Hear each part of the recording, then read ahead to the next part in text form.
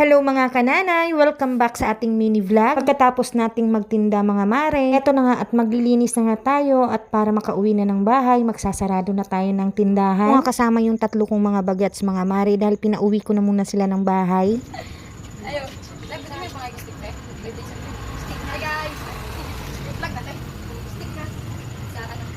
Stick lang. Yung mark video na sa sumit. Hey guys, may gabi eh. Dila.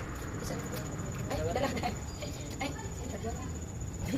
Ay, bye-bye guys! Bago ako magsasara ng tindahan, ang una-una ko talagang ginagawa ay maglinis muna dito sa tindahan bago umuwi. Meron pa tayong juice na natira mga mare, kaya ang ginagawa ko isinasalin ko muna dito sa plastic at nilalagay ko nga sa freezer. Araw na to, ang ginawa ko kasing palamig ay yung buko pandan at saka milky melon. Dalawang timpla ko na to ngayong hapon mga mare at mayroon na ngang sobra, kaya ito. Sobrang juice natin para hindi naman masayang, ilalagay natin sa freezer para bukas na yung gagawin nating yellow mga mare. Ang oras na yan, ayan, may humirit pa ngang bumili. Meron pa kasi mga ibang estudyante mga mare na hindi pa nasundo ng mga parents nila. Araw-araw talaga, Monday to Friday mga kananay. To 7 talaga, ayun, naglilinis na nga ako dito sa tindahan. Dahil nga, patak ng 7:30, kailangan nakauwi na nga ako ng bahay. Dahil may tatlo tayong anak mga mare na naghihintay sa nanay nila. Charis. Hindi pa naman tayo tapos sa paglilinis dito sa tindahan mga mare. Meron namang manakanakang bumibili din. Na nga may umorder pa na siomay, humabol pa. Habang bukas pa ako, eto nagtitinda pa din ako. Ay, sayang din yung benta mga mare. Napapansin nyo, talagang solo lang talaga ako. Wala nga akong tindera, wala nga akong katuwang dito sa tindahan. Prefer kong ganito mga mare dahil Monday to Friday lang naman akong nagtitinda. Kado mga mare, alas 8 na nga ako nito matatapos. Kung kailan pasara na nga sana si mama siya, ang dami pang bumibili. Charis. Bay, gustong gusto ko yan. Ano ba naman ang ayaw sa blessing mga mare? Hili nga pala sila ng Graham bar mga mare. Kung akong Graham bar mga mare, nakukukunti na lang talaga ang natira. Kailangan ko na namang gumawa. Seller ko talaga yung cookies and cream. Ang susunod naman ay yung mango. Kaya pag gumagawa nga ako ng Graham bar sa bahay, mas marami talaga yung cookies and cream ko na flavor. Kaya kung may tindahan kayo or nasa bahay lang kayo, pwede naman kayong magdegosyo nito mga mare. Lalo na ngayon sa panahon ngayon ay sobrang init na talaga. Ay pagkatapos, eto na nga yung milky melon na naman ang nilagay ko nga sa plastic. Kaya nga nang nagkatindahan ako mga mare, abay bibihira na lang talaga ako makapag voice over ng vlog ko. Dahil nga sa sobrang busy ko na nga sa tindahan at busy na rin sa bahay sa pag-aasikaso sa mga anak ko, may time na lang talaga ako nakakapag voice over. Dahil sa araw-araw ng pagtitinda ko mga mare, nako, nakakapagod din. Tuhin ko man na mag voice over talaga ako ng madaling araw, pero iniisip ko weekend na lang siguro yung nagkapagpahinga na talaga ako ng bongga. Going back nga pala dito mga mare, ako na nagbubuhat lahat niyan. Diyos ko dahil. Itatanong nyo kung nakakapagod ba? Bay, oo, syempre nakakapagod din naman. Pero natatanggal na yung pagod ko mga mare, lalo pat nagbibilang na ako ng benta ko. Dati-rati nga mga mare, yung wala pa akong tindahan, pag walang pasok ang mga bata, nako, kaya saya ni mama siya dahil nakakatulog ako ng mahimbing. Ngayon, simula nang nakatindahan ako, pag suspended yung klase or wala ngang klase, lalo pat semestral break, nalulungkot ako mga mare. Yun naman tayong mga kananay. Kaka-anxiety tayo pag wala nga tayong pera. Diyos ko day. Hindi ako nagkakamali, 7:30 na niya ng gabi. Bago nga pala ako nagsara ng tindahan, nagluto na rin ako ng ulam ng mga bagets para pagka uwi ko nga ng bahay, magdi-dinner na lang sila. Ito na rin ako nagluluto ng ulam nila sa tindahan mga mare para kahit papano naman mga mare. Pagkadating ko sa bahay, hindi na ako magluluto pa ng ulam. Kain na lang yung 3 bagets ko para ang gagawin ko na lang ay yung maglinis ng bahay mga mare. Yun na nga mga kananay. Hindi yung tatandaan na iwasan natin yung mag-isip tayo ng mga negatibong bagay dahil alam nyo na, lading patutunguhan ng buhay natin. Always think positive mga kananay. Bye!